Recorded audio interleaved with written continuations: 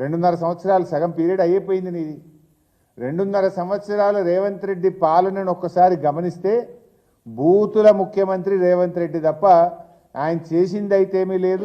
ఈ రాష్ట్రంలో వచ్చిన మార్పు అంతకంటే లేదు. పాలన చేతగాక నిరాశ నిస్పృహల్లో కూలిపోయినటువంటి వ్యక్తి ఇవాళ అదుపు తప్పి ఆలోచనారహితంగా వ్యవహరిస్తూ ఉన్నారు.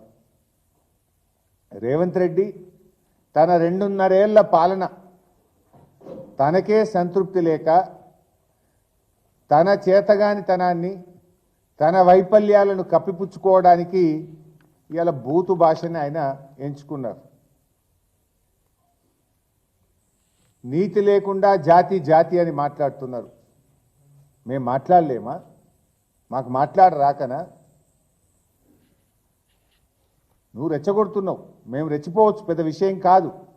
కానీ మాకు ఒక సభ్యత, ఒక సంస్కారం, కొంత విలువలతో కూడినటువంటి రాజకీయాలు మేము చేయాలనుకుంటా ఉన్నాం. ముఖ్యంగా నేను ఈ సందర్భంగా తెలంగాణ మేధావులు మీరు స్పందించాల్సినటువంటి సమయం ఆసన్నమైంది. ఓ మాట అంటారు, మేధావుల మౌనం దేశానికి ప్రమాదం అని అంటూ ఉంటారు.